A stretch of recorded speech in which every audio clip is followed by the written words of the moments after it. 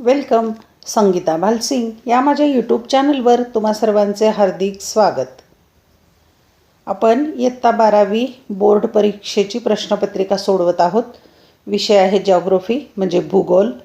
39 हा code number आहे या विषयाचा आणि ही प्रश्नपत्रिका आहे 15 मार्च 2024 रोजीची.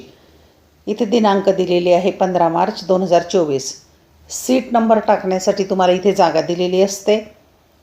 3 तासाचा वेळ आहे उत्तरपत्रिका लिहायला. प्रश्नपत्रिकेची 7 पेजेस आहेत आणि 80 गुणांची ही प्रश्नपत्रिका आहे.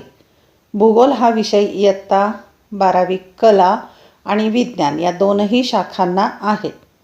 ही प्रश्नपत्रिका आपण सोडवत आहोत. याची उत्तरे कशी लिहायची ते आपण पाहूया.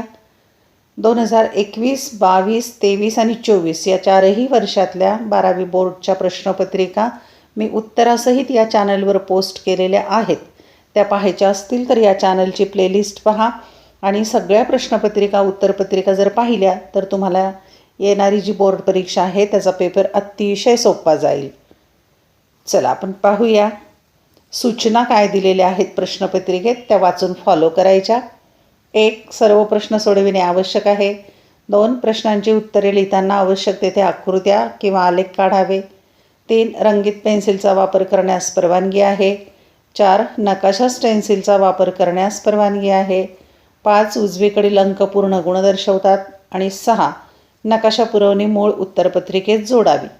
आणि या व्यतिरिक्त एक सूचना महत्त्वाची की पहिला, दुसरा, तिसरा असे जे प्रमुख प्रश्न असतात ते नवीन पानावर लिहायचे म्हणजे उत्तरपत्रिका तुमची नीटनेटकी दिसेल. चला तर पाहूया इयत्ता 12वी भूगोल या विषयाची बोर्ड परीक्षेची प्रश्नपत्रिका. या प्रश्नपत्रिकेमध्ये एकूण 7 प्रश्न आहेत. 7 प्रश्नांची उत्तरे एका व्हिडिओ लेक्चरमध्ये घेणं फार कठीण आहे म्हणून त्याचे 3 भाग केलेत. पहिल्या भागात 3 प्रश्न सोडवले, 1, 2, 3 आणि दुसऱ्या भागामध्ये 4था 5वा प्रश्न सोडवला. हे दोन्ही व्हिडिओ लेक्चर या चॅनलच्या प्लेलिस्टवर जाऊन पाहू शकता. आज आपण तिसऱ्या भागातला 6वा आणि 7वा प्रश्न सोडवणार आहोत. प्रश्न क्रमांक 6वा. 6वा प्रश्न एकूण 8 गुणांचा आहे आणि त्यातला अ प्रश्न जो आहे तो 4 गुणांचा आणि ब 4 गुणांचा. अ प्रश्न काय आहे हे पाहूया. खालील उताऱ्याचे वाचन करून प्रश्नांची उत्तरे लिहा. एक उतारा दिलेला असतो, अगदी सोपा उतारा असतो. 1दा 2दा उतारा वाचायचा, प्रश्न वाचायचे आणि ती प्रश्नांची उत्तरं उताऱ्यातच असतात. समजून घ्यायचं म्हणजे लिहिता येईल. सर्वांच्या ठिकाणी सामान्यपणे अस्तित्वात असणारी व सहजपणे सर्वांच्या बाबतीत कार्य करता येण्यासारखी प्रेरणा ही आर्थिक प्रेरणा होय. उत्पादनाच्या क्षेत्रात या प्रेरणेस चालना देण्यासाठी आर्थिक प्रोत्साहनांचा वापर करण्यात येतो.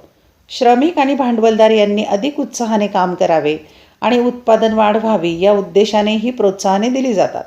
आर्थिक प्रोत्साहनांखेरीज सत्तेची लालसा, नावलौकिकाची इच्छा, विशुद्ध सेवाभाव, देशभक्ती यासारख्या प्रेरणांनीही मनुष्य उत्साहाने कामास लागू शकतो.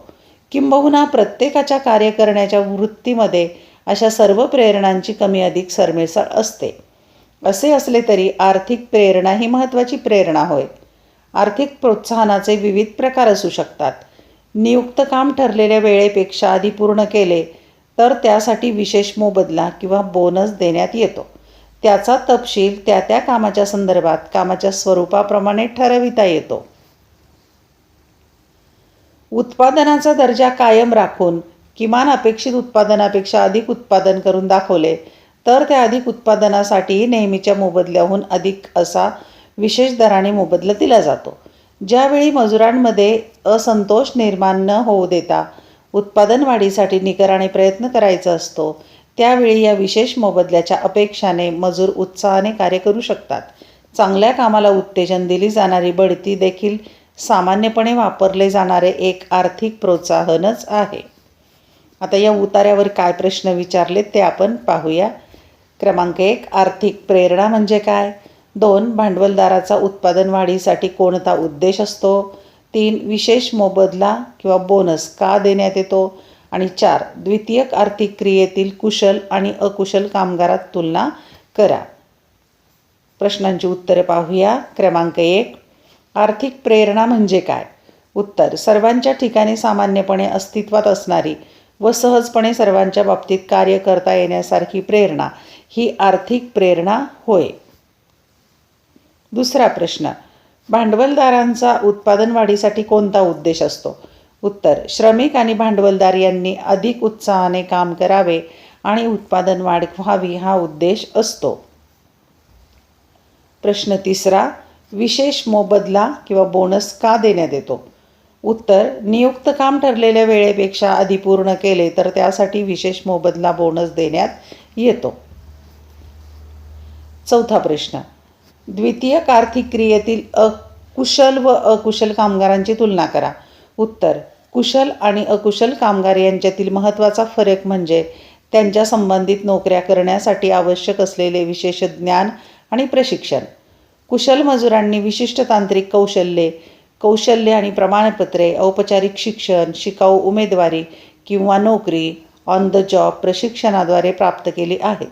त्यांच्याकडे जटिल विशेष कार्ये पार पाडण्याची क्षमता आहे, ज्यासाठी उच्च कौशल्य, समस्या सोडवणे आणि निर्णय घेण्याची आवश्यकता आहे.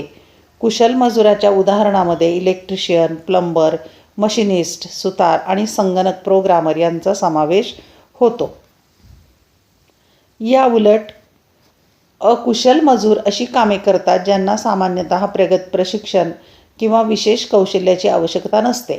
त्यांचे काम अनेकदा मॅन्युअल स्वरूपाचे असते आणि ते तुलनेने लवकर शिकले जाऊ शकते, जसे की असेंब्ली लाईनचे काम, साहित्य हाताळणी, रखवालदार सेवा आणि मूलभूत बांधकाम कामगार. अकुशल मजुरांचे औपचारिक शिक्षण कमी असते आणि ते शारीरिक ताकद, तग धरण्याची क्षमता आणि सूचनांचे पालन करण्याच्या क्षमतेवर अधिक अवलंबून असतात. कुशल मजुरांसाठी वेतन आणि नोकरीची शक्यता अकुशल मजुरांपेक्षा जास्त असते, कारण त्यांच्या विशेष कौशल्यांना नोकरीच्या बाजारपेठेत जास्त मागणी असते. कुशल मजुरांना देखील करिअरच्या प्रगतीसाठी अधिक संधी असतात आणि त्यांना नोकरीच्या चांगल्या सुरक्षिततेचा आनंद घेता येतो. प्रश्न क्रमांक ब आहे, आकृती काढून नावे द्या. कोणतेही 2 आकृत्या काढायच्या 3 पैकी आणि 4 गुण, म्हणजे एका आकृतीला 2 गुण आहेत. 1 अविकसित देशाचा लोकसंख्या मनोरा, 2 रेषीय वस्ती, 3 भूगोल अभ्यासकाची कौशल्य. आपण 3ही आकृत्या पाहूया. पहिली आकृती आहे अविकसित देशाचा लोकसंख्येचा मनोरा. हे दुसऱ्या प्रकरणामध्ये आकृती दिलेली आहे, विस्तारणारा संकोच होत जाणारा मनोरा. आकृती आहे ही. दुसरी आहे रेषीय वस्तीची आकृती. स्क्रीनशॉट काढून घ्या किंवा पुस्तकात दिलेली आहे. तिसरी आहे भूगोल अभ्यासकाची कौशल्ये. ही सगळी कौशल्य 8व्या प्रकरणातली ही आकृती आहे, अशीच काढा किंवा स्क्रीनशॉट काढून घेऊ शकता. शेवटचा प्रश्न 7वा, सविस्तर उत्तरे लिहा. कोणतेही 2 पैकी एकच प्रश्न सोडवायचा. 8 गुण आहेत. 1 लोकसंख्येच्या वितरणावर परिणाम करणारे मानवी घटक स्पष्ट करा.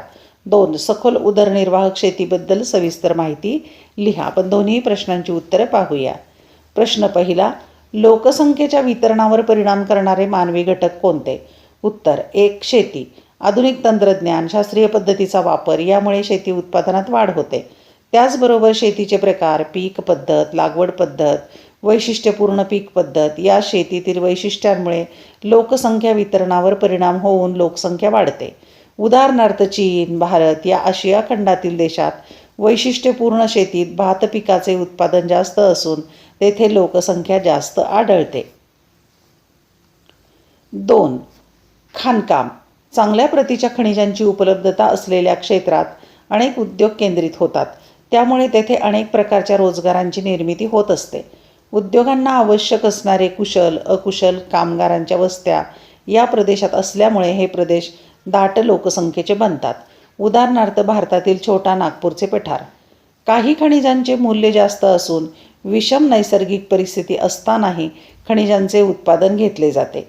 उदाहरणार्थ ऑस्ट्रेलियातील वाळवंटी प्रदेशातील सोन्याच्या खाणींचा प्रदेश. क्रमांक 3 वाहतूक. वाहतूक मार्गाच्या सुलभ उपलब्धतेमुळे कोणत्याही प्रदेशात जाणे येण्यास सोयीचे असते. त्यामुळे वाहतुकीच्या सोयी उपलब्ध असलेल्या प्रदेशात लोकसंख्या वाढते. उदाहरणार्थ मुंबई शहर. या उलट जर जाण्या येण्यास कष्ट, वेळ, पैसा लागत असेल तर अशा प्रदेशात लोकसंख्येची घनता कमी असते. उदाहरणार्थ डोंगराळ व ग्रामीण भागातील वस्त्या. सागरी वाहतुकीमुळे व्यापारास चालना मिळते. अशा किनारी प्रदेशात लोकसंख्या वाढलेली आढळते. क्रमांक 4. नागरिकीकरण. लहान मोठ्या उद्योगधंद्यांच्या विकासामुळे छोटी मोठी शहरे विकसित होत असतात. तेथे लोकसंख्या वाढते व वाढत्या लोकसंख्येच्या गरजा भागवण्यासाठी वाहतूक, व्यापार व इतर सेवा देणाऱ्या तृतीय व्यवसायांमध्ये वाढ होते. त्याचबरोबर शैक्षणिक व वैद्यकीय सुविधा, वाहतूक व्यवस्था व मूलभूत सोयीसुविधा यांची उपलब्धता, रोजगाराच्या संधी यामुळे अनेक प्रदेशात शहरी वस्त्यांचे पट्टे आढळतात.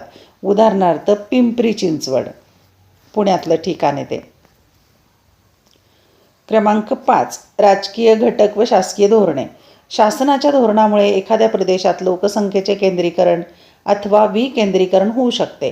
उदाहरणार्थ रशिया देशातील सायबेरिया या अतिविषम हवामानाच्या भागात लोकांनी स्थलांतरित व्हावे यासाठी रशियन शासनाने विशेष भत्ते व इतर जीवनावश्यक सुविधा दिल्याने या प्रदेशात लोक स्थलांतरित होत आहेत. जपानमध्ये टोकियो शहर सोडण्याकरता तेथील प्रशासन लोकांना प्रोत्साहन स्वरूप पैसे देत आहे. प्रश्न 2. सखोल उदरनिर्वाह शेतीबद्दल माहिती लिहा. उत्तर. व्याख्या. शेतकरी व त्याच्या कुटुंबाच्या निर्वाहासाठी जी शेती केली जाते तिला सखोल उदरनिर्वाह शेती असे म्हणतात. वैशिष्ट्ये. 1. शेतजमिनीचा आकार लहान. या शेती प्रकारात शेतजमिनीचा आकार अतिशय लहान असतो. काही भागात तर तो 1 एकरपेक्षाही कमी असतो. त्यामुळे कमीत कमी जागेत जास्तीत जास्त उत्पादन घेण्याचा शेतकरी प्रयत्न करतात. 2. निसर्गावर आधारित. ही शेती जास्तीत जास्त निसर्गावर म्हणजे मोसमी पावसावर आधारलेली असते. पावसाच्या प्रमाणानुसार या शेतीतून पिकांची लागवड केली जाते.